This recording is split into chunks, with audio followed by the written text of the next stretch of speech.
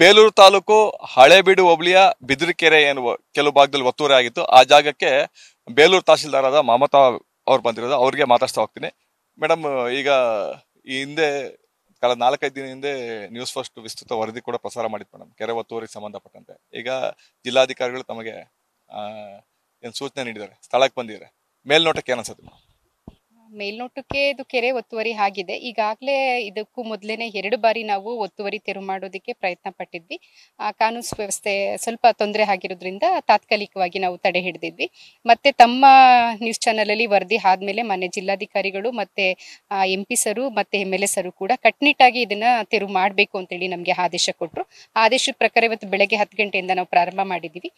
ಈಗಾಗಲೇ ಅಳತೆ ಕಾರ್ಯ ನಡೀತಾ ಇದೆ. ಜೊತೆಗೆ ಹಳ್ಳ ಕರಬಿ ಏನಿದೆ ಅದು ತೆರವು ಕೂಡ ಮಾಡ್ತಾ ಇದೀವಿ. ಸಂಜೆ ಒಳಗಡೆ ಕೆರೆ ಮತ್ತೆ ಹಳ್ಳ ಕರಬಿ ಏನಿದೆ ಎರಡೂ ಕೂಡ ಒತ್ತುವರಿ ತೆರವು ಮಾಡಿ ಸಾರ್ವಜನಿಕರಿಗೆ ಅನುಕೂಲ ಆಗೋ ತರ ಮಾಡ್ತೀವಿ. ಎಷ್ಟು ಎಕರೆ ವಿಸ್ತೀರ್ಣದಲ್ಲಿ ಈ ಕೆರೆ ಇರುವಂತದ್ದು? ಸರ್ವೆ ನಂಬರ್ 21 ಬರುತ್ತೆ. ಹಳೇಬೀಡು ಬಿದ್ರಿಕೆರೆ ಅಂತ ಹೇಳ್ತಾರೆ, ಬಿದ್ರುಕೆರೆ ಮತ್ತೆ ಬಿದ್ರಿಕೆರೆ ಅಂತ ಹೇಳ್ತಾರೆ. ಸುಮಾರು 42 ಎಕರೆ ಇದೆ. ಮೇಡಮ್, ಹೊಯ್ಸಳ ಕಾಲದಲ್ಲಿ ನಿರ್ಮಾಣ ಆದಂತ ಕೆರೆ, ಅಂದ್ರೆ ಐತಿಹಾಸಿಕ ಹಿನ್ನೆಲೆ ಕೆರೆ. ಮತ್ತೆ ಇದಲ್ಲದೆ ಈ ಕೆರೆ ಏನಾದ್ರು ತುಂಬಿದ್ರೆ ಮೇಡಮ್, ಸುತ್ತಮುತ್ತಲು 100 ಗ್ರಾಮಸ್ಥರಿಗೂ ಕೂಡ ಅನುಕೂಲ ಆಗುತ್ತೆ. ಈ ಬೋರ್ವೆಲ್ ರೀಚಾರ್ಜ್ ಆಗಿರ್ಬೋದು, ಮತ್ತೆ ದನಕರುಗಳಿಗೆ, ಜಾನುವಾರುಗಳು ಕೂಡ ತುಂಬಾ ಅನುಕೂಲ ಆಗುತ್ತೆ. ಹೌದು, ಕೆಲವು ರೈತರು ಇವಾಗ ಅಲ್ಲಿ ಯಾರಿಗೆ ಒಂದಿಬ್ರು ರೈತರಿಗೆ ಅನನುಕೂಲ ಆಗುತ್ತೆ. ಹಳ್ಳ ಕರಬ್ನ ಒತ್ತುವರಿ ತೆರವು ಮಾಡೋದ್ರಿಂದ 1-2-3 ಜನ ರೈತರಿಗೆ ಅನನುಕೂಲ ಆಗುತ್ತೆ. ಬಟ್ ಸಹಜವಾಗಿ ತುಂಬಾ ಜನಕ್ಕೆ ನಾವು ಅನುಕೂಲ ಮಾಡ್ಬೇಕು ಅಂತಂದಾಗ 1-2 ರೈತರಿಗೆ ಅನನುಕೂಲ ಆಗೋದು ಸಹಜ. ಅವ್ರಿಗೂ ಕೂಡ ಹೇಳಿದೀವಿ, ನಾವು ಈಗೇನು ಒತ್ತುವರಿ ತೆರವು ಮಾಡೋದ್ರಿಂದ ಹಳ್ಳ ಕರಬ್ ಅವ್ರಿಗೆ ಅನನುಕೂಲ ಆಗೋದಿಲ್ಲ, ಸಾಕಷ್ಟು ಅನುಕೂಲ ಆಗುತ್ತೆ. ಅವ್ರ ಬೋರ್ವೆಲ್ಗಳು ರೀಚಾರ್ಜ್ ಆಗುತ್ತೆ, ಅಕ್ಕಪಕ್ಕ ತೋಟಗಳಿಗೆಲ್ಲ ಅನುಕೂಲ ಆಗುತ್ತೆ. ಇಡೀ ಹಳೇಬೀಡು ಹೋಬಳಿಗೆ ಅನುಕೂಲ ಆಗುತ್ತೆ ಅನ್ನೋ ಮಾಹಿತಿನ ಅವ್ರಿಗೆ ಕೊಟ್ಟಿದ್ದೀವಿ. ರೈತರು ಕೂಡ ಒಪ್ಕೊಂಡಿದ್ದಾರೆ. Thank you madam.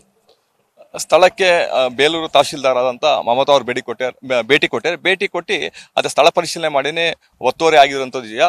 ಈಗಾಗಲೇ ನ್ಯೂಸ್ ಫಸ್ಟ್ ಏನು ವರದಿ ಮಾಡಿತ್ತು, ಇದ್ರ ಬೆನ್ನಲ್ಲೇ ಜಿಲ್ಲಾಧಿಕಾರಿಗಳು ಕೂಡ ನಮಗೆ ಸೂಚನೆ ಕೊಟ್ಟಿದ್ದಾರೆ, ಏನು ಒತ್ತುವರಿ ಆಗಿದೆ ಜಾಗ ಅದನ್ನ ತೆರವುಗೊಳಿಸಬೇಕು ಅಂತ.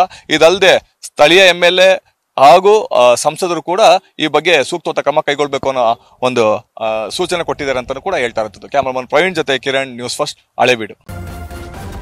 ನ್ಯೂಸ್ ಫಸ್ಟ್ ನಿರ್ಭೀತಿಯಿಂದ ನಿಮ್ಮ ಪರವಾಗಿ.